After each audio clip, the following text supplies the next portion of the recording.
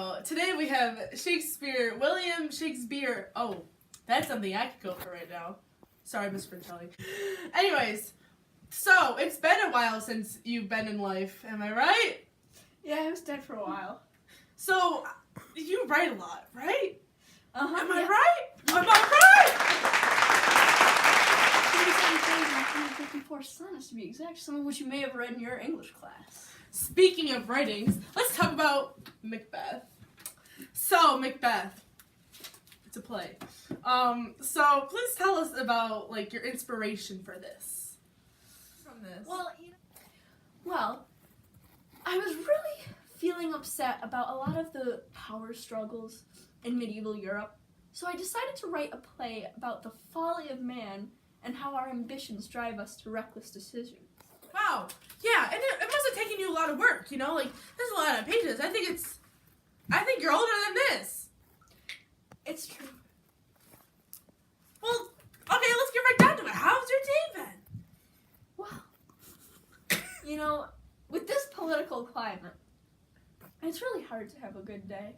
Really? Please explain to me why. How was your trip outside when you...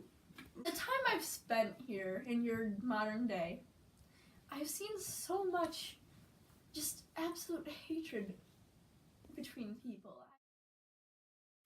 I've seen men rise to power only to have their own companions turn on them in such horrible ways. Often in your books, you use the term full circle. Please explain to us what that means. Well, essentially, what bringing a story full circle is you start the story out with a certain premise, and then you have your characters and you have your plot go through several changes, but eventually it all comes back to that like original state, essentially making all characters' choices meaningless. Wow. So why do you put it in your books? Because it's a good look at the question, like, kind of what came first, the chicken or the egg? Like, would this have happened if something else already hadn't sort of stated that it would happen? Or was this just destined to happen either way? Like we said before, you often use full circle in your writings. Can you maybe tell us how you've used them in Macbeth? Well, in Macbeth, the ending of the book where Malcolm and his allies decide to defeat Macbeth and reclaim Malcolm's right to the throne is very similar to the beginning of the story, where Macbeth himself fights on behalf of King Duncan to drive out potential usurpers. Have you seen, through your historical context, or from your Spodak or something, out of the freaking waiting room or something, one of those deals. Did you see anything like of history repeating itself that may be comparable to this? Oh yes, there have been lots of times where history has repeated itself, sometimes in the most awful ways. What really upsets is that people can't seem to learn that you shouldn't invade Russia in the winter. Back in the 1800s, the French general Napoleon tried to do it. I'm sorry, Russians were like... The French general Napoleon thought that he could invade Russia and conquer it in the name of his empire, which ultimately was a military disaster. Yes. Then, in the 1940s, Hitler thought he could do the same thing with his Operation Barbarossa, which, again, with the freezing temperatures and the Russian military's perseverance, it ended up being an absolute disaster for the Germans.